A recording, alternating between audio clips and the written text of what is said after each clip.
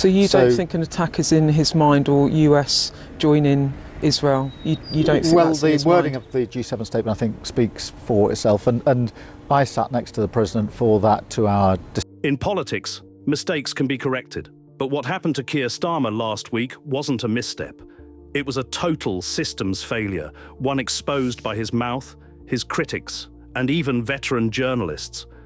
Recently, Starmer's foreign policy weakness was laid bare. This wasn't just bad messaging, it was an all-out collapse of leadership at the worst possible time. But what does this mean for Britain? Let's find out. Of the map, I don't think they had any choice at all. I'm pleased that the Americans have intervened. Generally, I'm against military interventions. I was vehemently opposed to what happened in Libya. I was strongly opposed to what happened in Iraq 20 years ago. And I've always thought that going for regime change was a really very dangerous policy, because you don't know what is going to follow.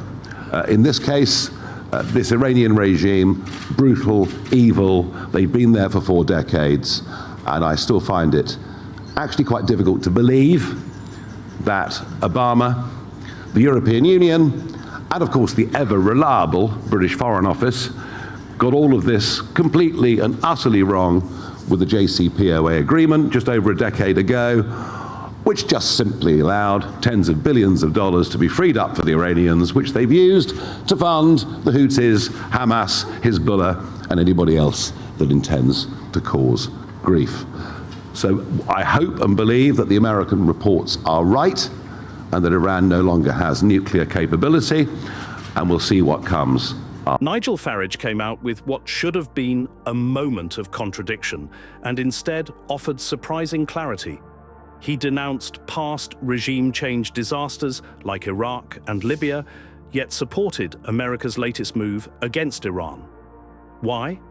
Because he understands something Starmer doesn't. Iran isn't just another country. It's a theocratic regime funding global chaos. Farage explained all this. He made his case.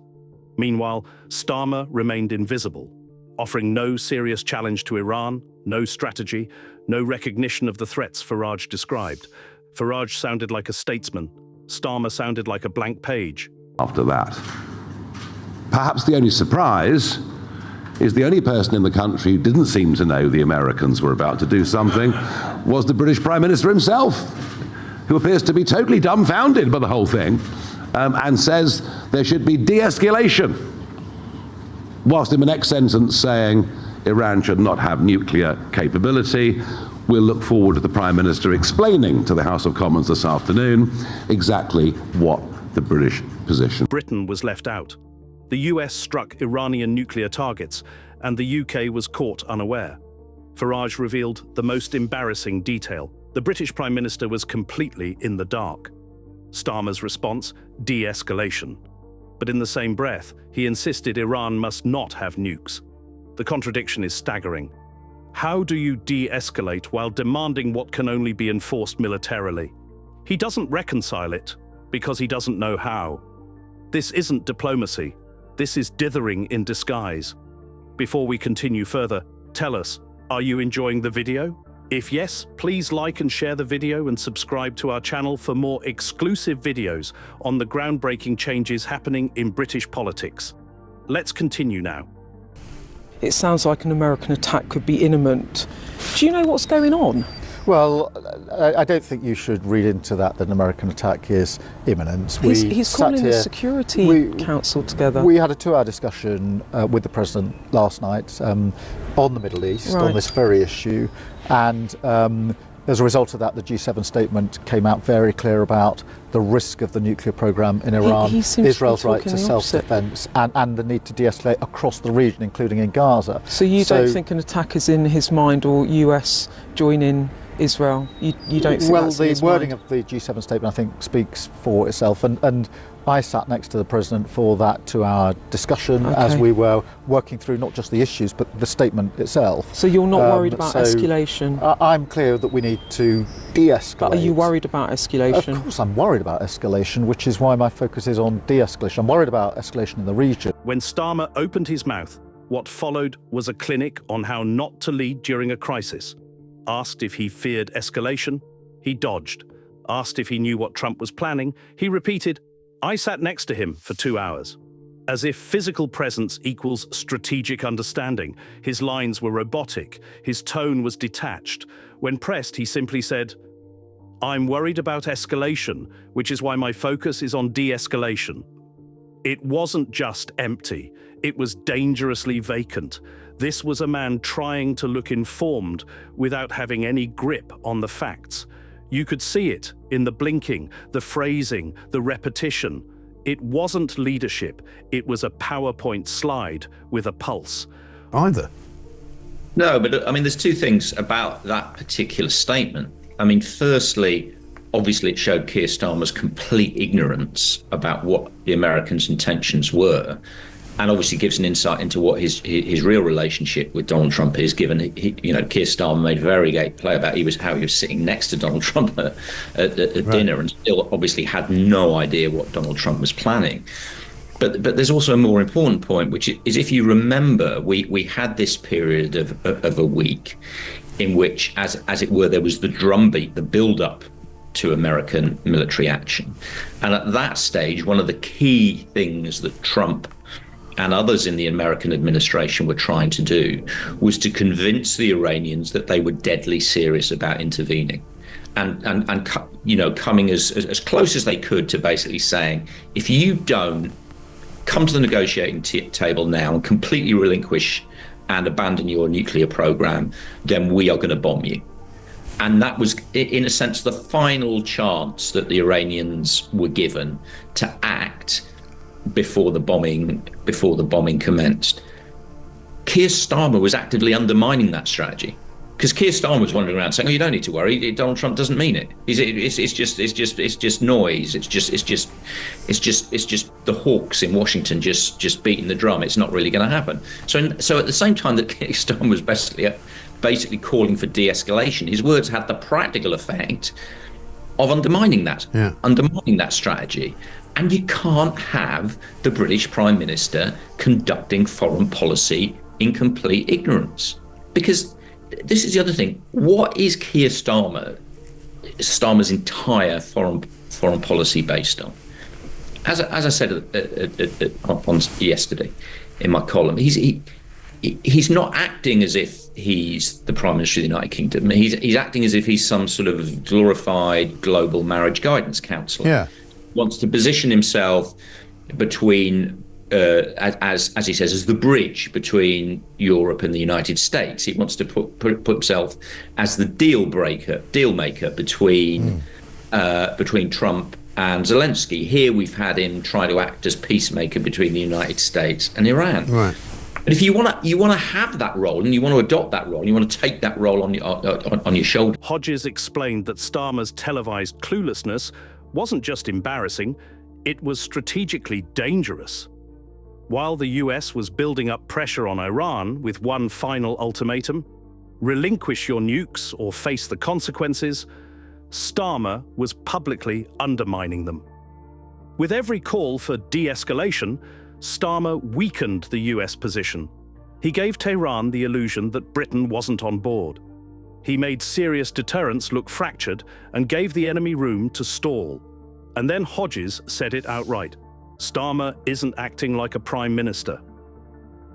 He tries to stand in the middle, between Trump and Zelensky, now between Trump and Iran, pretending that fence-sitting equals peacekeeping. It doesn't.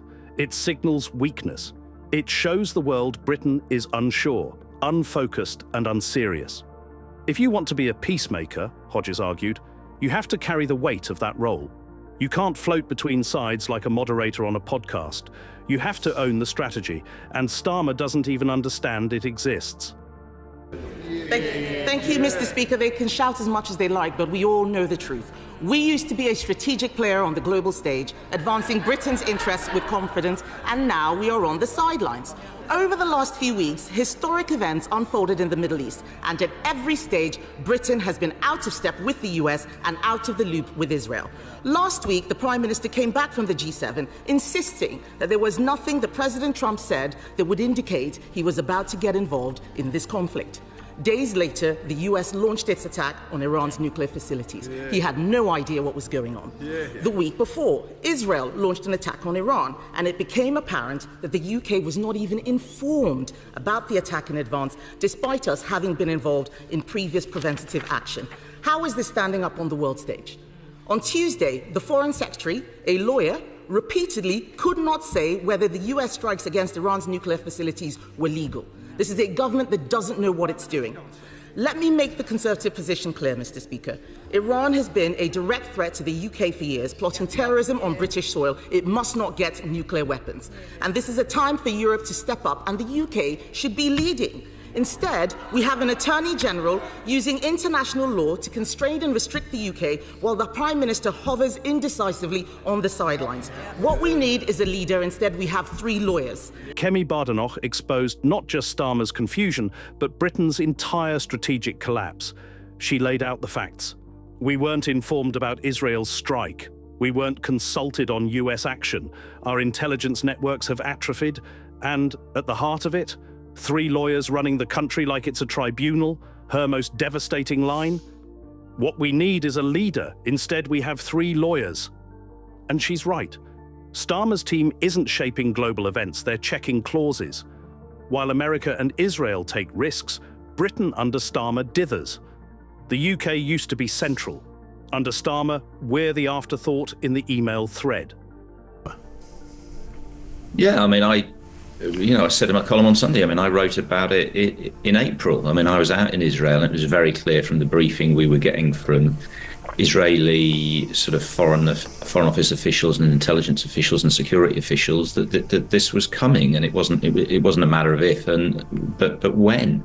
And the fact that the Prime Minister and the government appear to have been so completely blindsided by this is very, very concerning. It doesn't matter what side of the political fence you sit on, and it doesn't frankly matter whether you think Britain should be supporting Israel and the United States or you think they should be opposing. One of the fundamental things that you expect from your government and is needed from a government is at least some sort of basic understanding about what your allies and enemies' intentions are, so you can actually formulate foreign policy and security and defense policy on some sort of knowledgeable basis. Keir Starmer throughout the last week quite clearly hasn't had a clue what's going on, and as you said, this isn't hindsight from his critics. I said last week, as soon as I saw that statement in which he'd said, "Oh, don't worry, Donald Trump's not going to get involved." Yeah. I said at the time, that is a ridiculous hostage to forging. Before all this unfolded, Dan Hodges had already warned what was coming. While in Israel, he'd been briefed by Israeli intelligence that a US military operation was imminent. Journalists knew, security experts knew, but Starmer didn't. He said publicly that Trump wouldn't get involved, and then Trump did. Hodges pointed out this wasn't just bad optics, it was a leadership failure of the highest order.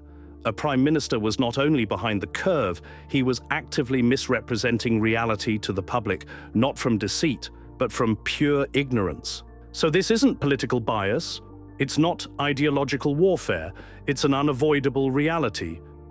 Keir Starmer showed Britain exactly who he is. A man not briefed on what matters, a man who talks without understanding, a man whose very words undermine his allies, a man trying to mediate nuclear conflict like it's a family dispute.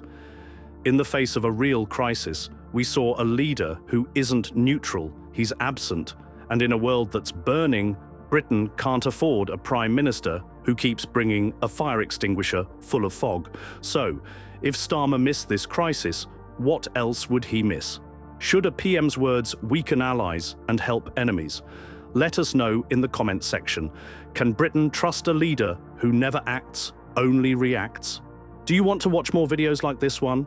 If yes, please like and share the video and subscribe to get more updates on British politics and how events are changing it. Until the next video, stay tuned.